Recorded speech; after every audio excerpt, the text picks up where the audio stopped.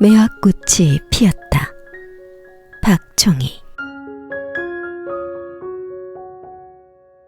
이우는 꽃잎처럼 야윈 봄날이 저문다. 습관대로 핸들에 이끌려 도착한 병원 뒷뜰에는 꽃이 지고 여기저기 흩날리는 꽃잎이 하얀 꽃길을 내고 있다. 아직 어머니의 온기가 남아있을 일체와 도시락을 먹던 평상이 그대로다.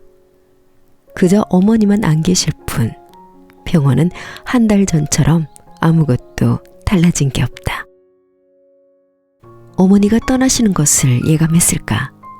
어머니가 가시던 날 매화나무에는 붉은 꽃망울이 눈물방울처럼 매달려 있었다. 터질 듯한 꽃망울로 어머니를 배웅하던 매화나무에 연녹색의 잎사귀가 무성한 것을 보니 생을 이끄는 것은 시간인 것 같다. 온 김에 어머니가 계시던 병실을 들여다보는데 내 집처럼 드나들던 곳이라 가져갔던 병원 직원이 아는 체를 한다. 믿기 어렵지만 어머니는 결혼 생활 중 병원에 계시던 날들이 가장 자유롭고 마음 편하셨던 것 같다. 매사에 꼼꼼하고 완벽주의자였던 시아버님 때문에 어머니의 생은 늘 무기력했다.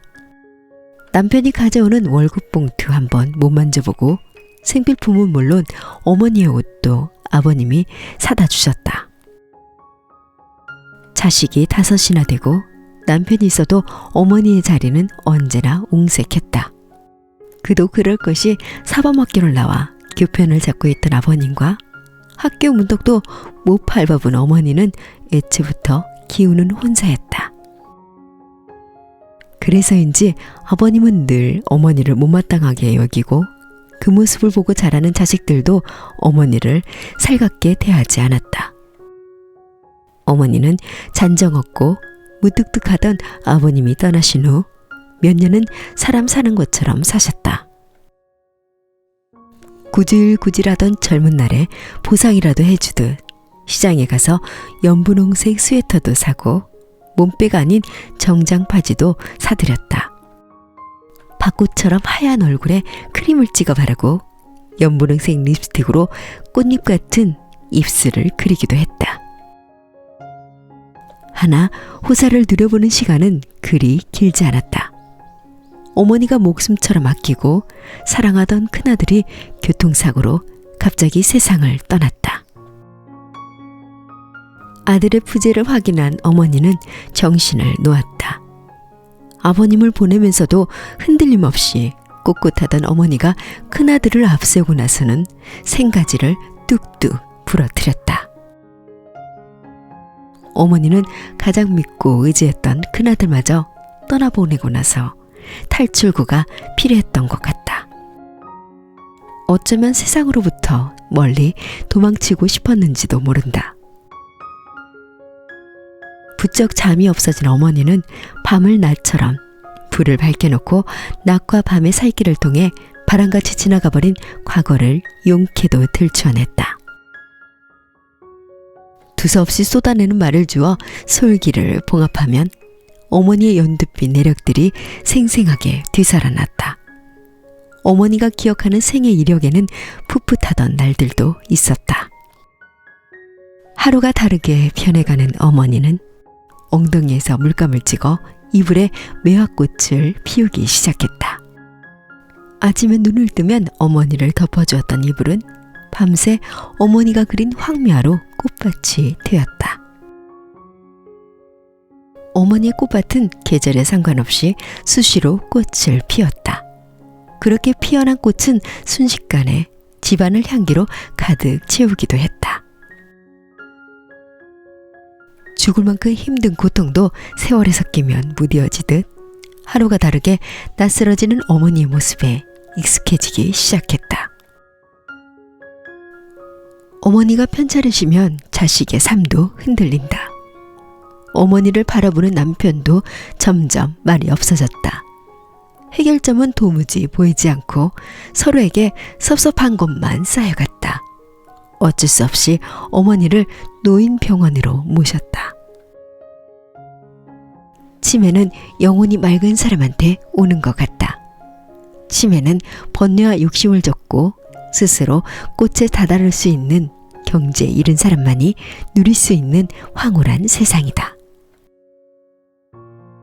평생 마음고생하고 살았으니 남은 생은 마음이 가는 대로 살라고 주는 신의 선물 같다. 어머니는 치매가 꽃처럼 왔다. 벚꽃같이 하얀 얼굴이 달뜨듯 붉어졌다. 아범님 그늘에서 큰 소리 한번 못 치고 살던 것이 한이 되었던 어머니는 해실해실 웃으며 마음속에 있는 하고 싶은 말을 마구 쏟아냈다. 늘 웃고 손뼉치고 노래도 곧잘 불렀다. 생의 마지막 구간을 걸으며 고통받는 환자 옆에서 웃음꽃을 피우는 어머니는 병실에서도 인기가 많았다.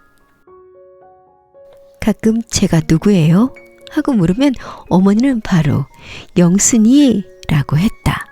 영순이는 가장 예쁘게 생긴 어머니의 조카딸이다.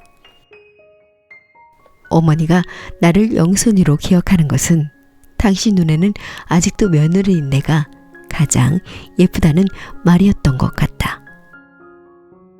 돌이켜보니 내가 어머니를 처음 만나던 날, 어머니는 연한 분홍색 스웨터를 입고 있었다.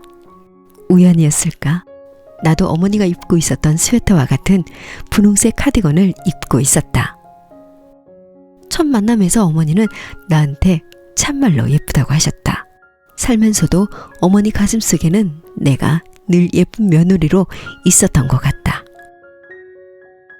폐렴으로 며칠 고생하시던 어머니가 갑자기 위독해졌다. 의식이 가물가물해져 가는 어머니를 종합병원 중환자실로 모시고 기저귀를 갈아드렸다. 눈에 넣어도 아프지 않을 5자씩을 생산한 어머니의 아랫도리는 이미 재고실을 하지 못했다. 어머니는 이제 소멸의 길로 접어들고 있었다.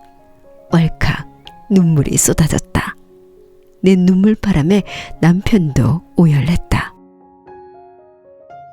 남편과 같이 임종을 지키는데 영원한 부재를 눈앞에 두고 있는 어머니의 휑한 눈에서 눈물 한 방울이 굴러 떨어졌다. 어머니를 닮은 연분홍빛 눈물이었다. 가시면서도 자식 걱정을 하신 것일까? 어머니는 딱 하루 중환자실에 계시다가 호련히 떠나셨다. 매일 밤 꽃을 피워내던 어머니가 비로소 꽃이 된 것이다. 부재는 그 사람의 존재를 절절하게 증명하는 것처럼 어머니만 빠진 가족이 모두 한자리에 모였다. 핏줄로 얽힌 관계가 때로는 통증처럼 아프기도 하다. 어머니 생전에는 병원에도 잘 오지 않던 신우들이 눈물도 찍어내고 덜어는 원망도 쏟아냈다. 나라고 왜 할 말이 없었을까? 사람은 항상 자기 관점에서만 생각한다. 고마운 마음은 빨리 잊고 서운한 것은 오랫동안 간직한다.